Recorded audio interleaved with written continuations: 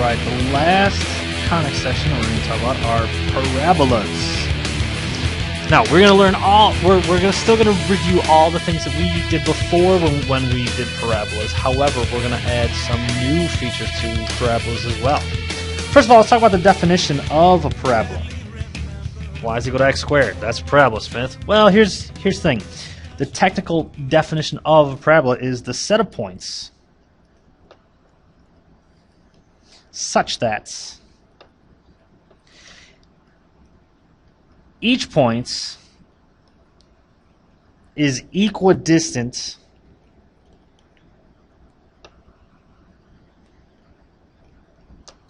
from a fixed point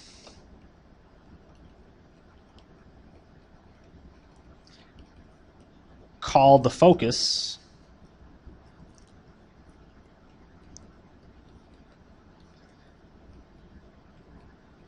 and a line called the, Matt's got the coolest words, check this out, directrix. So here's what's up. We've seen parabolas. We know what parabolas look like, right? They look like that, kinda. Alright, so here's what's up. There's a focus, and in every other shape that we've done, hyperbolas, ellipses, the focus has been inside the curve. No difference here. The focus is inside a parabola.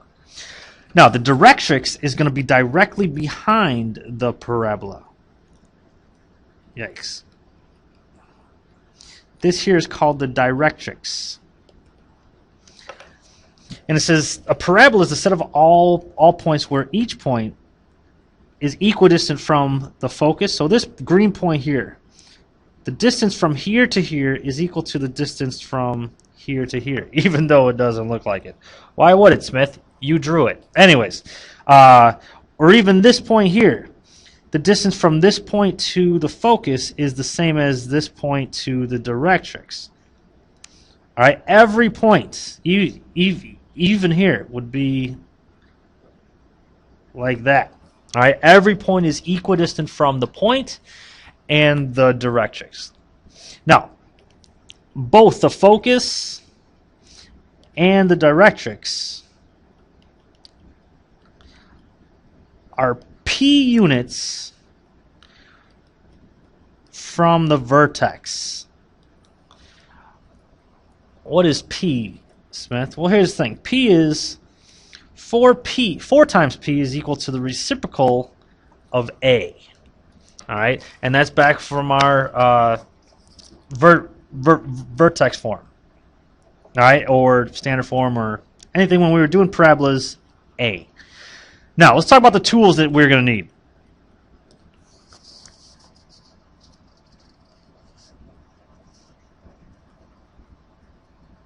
First thing we need is the graphing form.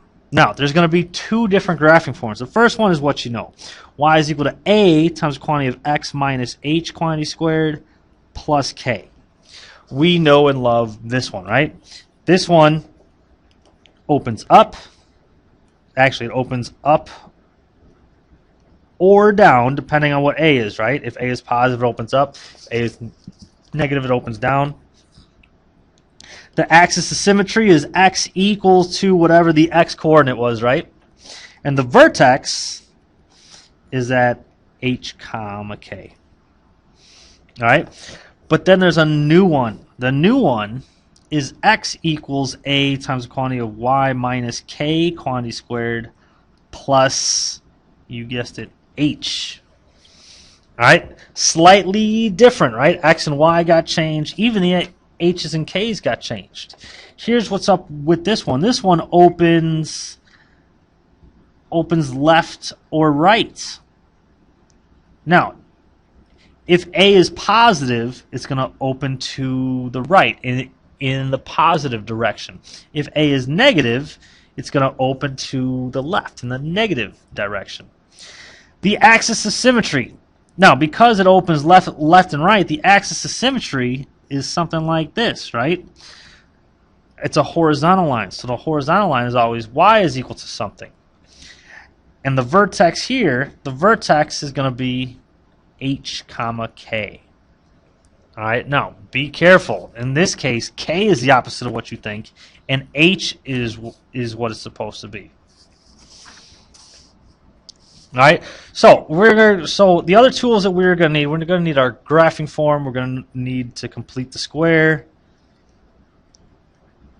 Let me get a different color here.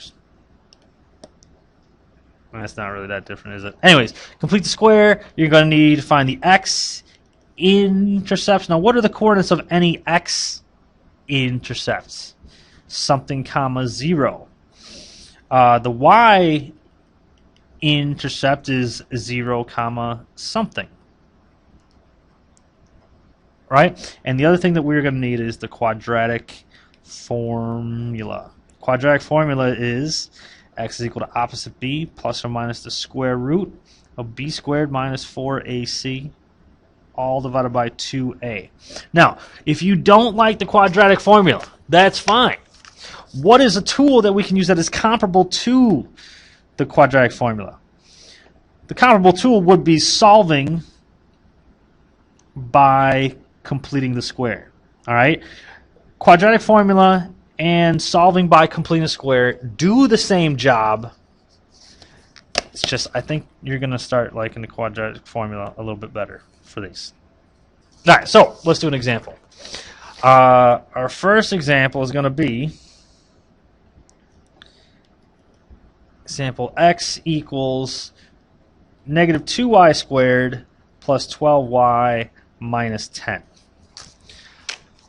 All right, so lately we have been doing a lot of circles, hyperbolas, and ellipses, and all three of those have two squared terms, right?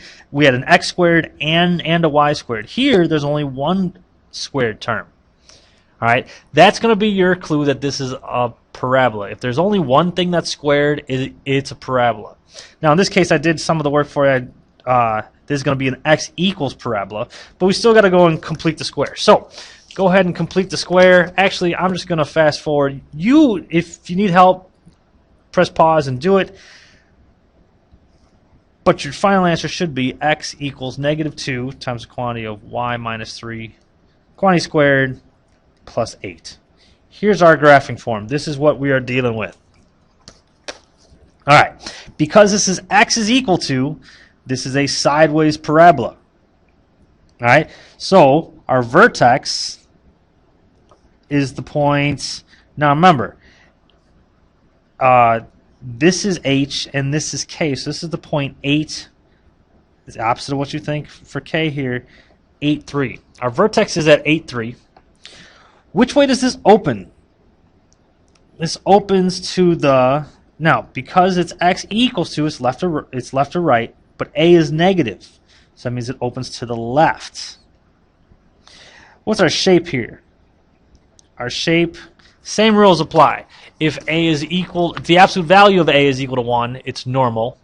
Bigger than 1 does more work, so it's skinny. Less than 1 does less work, so it's wide. In this case, the absolute value of negative 2 is 2, does more work, so it is narrow. This one is narrow. All right, let's talk about the x-intercepts. X-intercept is the point something, comma, 0. In other words, y is 0.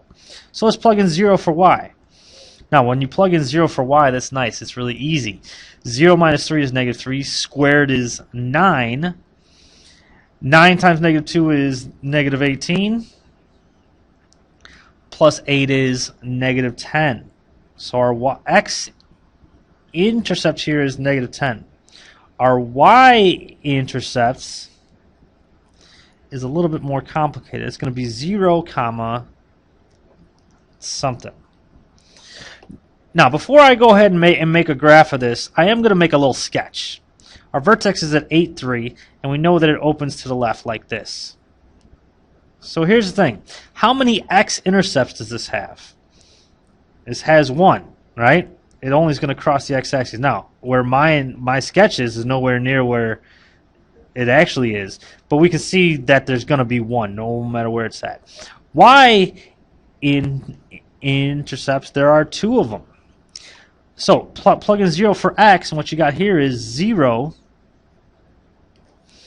0 equals -2 times the quantity of y minus 3 quantity squared plus 8. All right, so we solve for y. In this case, it's nice because we can just solve by moving stuff. So we got -8 equals -2 y minus 3 quantity squared. Divide by -2, you get 4 equals y minus 3 quantity squared. Square root, you get plus or minus 2 equals y minus 3. Add 3 to both sides, so you got 3 plus or minus 2 is equal to y. So that means that y is 5 or 1. Those are our 2 y-intercepts. So our y-intercepts occur at 0, 5 and at 0, 1.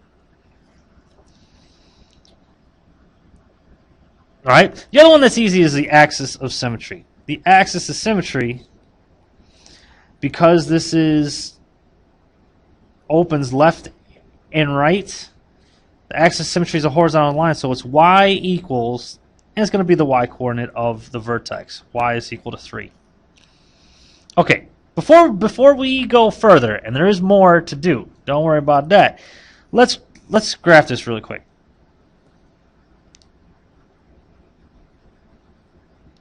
So our vertex is at 8, 3.